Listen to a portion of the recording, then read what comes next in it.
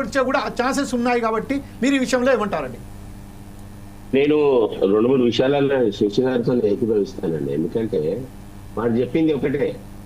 వారు ఎప్పుడైతే ఢిల్లీలో లిక్కర్ స్కామ్ లో ఆమె పేరు వచ్చినాక అరెస్ట్ అయినాక చాలా వరకు కూడా ఆమెని ఒక లీడర్ గా బీఆర్ఎస్ క్యాడర్ ఒప్పుకున్నట్లేదు.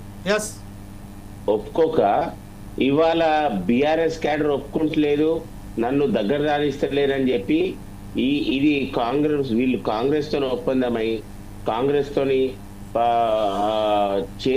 ఒప్పందం చేసుకొని దీన్ని ఖచ్చితంగా లేవదీస్తున్నా అనేది కూడా ఒక డౌట్ అండి. ఎందుకంటే మళ్ళా ఎందుకు కాంగ్రెస్ ని పేరు తీస్తున్నా అంటే మళ్ళీ బీజేపీ విలీనం అనేది బీజేపీ ఎప్పుడన్నా కేసీఆర్ ని విలీనం చేస్తానని చెప్పి స్టేట్మెంట్ ఎవరైనా ఇచ్చిందా, లేకపోతే విలీనం ప్రాసెస్ నడుస్తుందని చెప్పి ఎక్కడైనా జరిగిందా? ఈ విలీనం డ్రామా కూడా ఎప్పటిది కూడా ఈ కాంగ్రెస్ ఆడుతున్న నాటకం విలీనం డ్రామాలన్నీ. ఈ విలీనం అనేది కూడా కాంగ్రెస్ లేవదీసిన ఇవన్నీ. ఇప్పుడు చిరంజీవి గారిని విలీనం చేసుకున్నప్పుడు ఇట్లాంటి విలీన డ్రామాలన్నీ కూడా కాంగ్రెస్ చేస్తుంది. అందుకే వాళ్ళు ముందు చర్యగా రేపేదైనా జరిగితే మన క్రెడిబిలిటీ ఉండదు అనే ఫీలింగ్ తోని ఇవాళ బీజేపీ పేరు తీసుకొని బీజేపీని ఇన్వాల్వ్ చేసే ప్రయత్నం కాంగ్రెస్ చేస్తుంది. ఇక్కడ స్పష్టంగా చెప్పాల్సింది ఒకటే, బీజేపీకి ఎటువంటి సంబంధం లేదు బీఆర్ఎస్ తోని. అప్పుడు బీఆర్ఎస్ తోని కొట్లాడిన వ్యక్తులు ఎవరన్నా ఉన్నారు అంటే అది బీజేపీ ఒకటే. ఇవాళ ఒక ఫ్లూక్ షాట్ గా బీజేపీకి అంటే లీడర్షిప్ అప్పుడు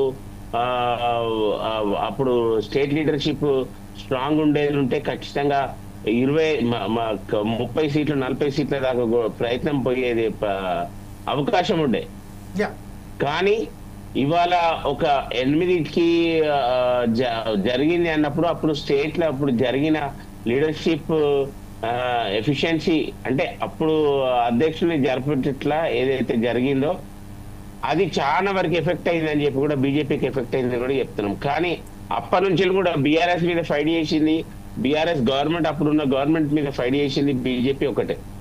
ఇప్పుడు ఎక్కడైతే ఇదంతా కూడా కాంగ్రెస్ కి భయమే ఉన్నది. నెక్స్ట్ వచ్చేది బీజేపీ పార్టీ, నెక్స్ట్ ఇక్కడ ఒక గవర్నమెంట్ ఫామ్ చేసేది కూడా బీజేపీ. ఇట్లాంటి తరుణంలో బీజేపీని ఎట్లయినా కూడా ఇబ్బంది పెట్టాలని చెప్పి వీళ్ళు బీఆర్ఎస్ ఒకటని చెప్పి కూడా వాళ్ళు చేసే ప్రోపగండా కరెక్ట్ కాదు అని చెప్పి కూడా నేను చెప్పదలుచుకున్నాను. రైట్, ఇదే విషయంపై ఒకసారి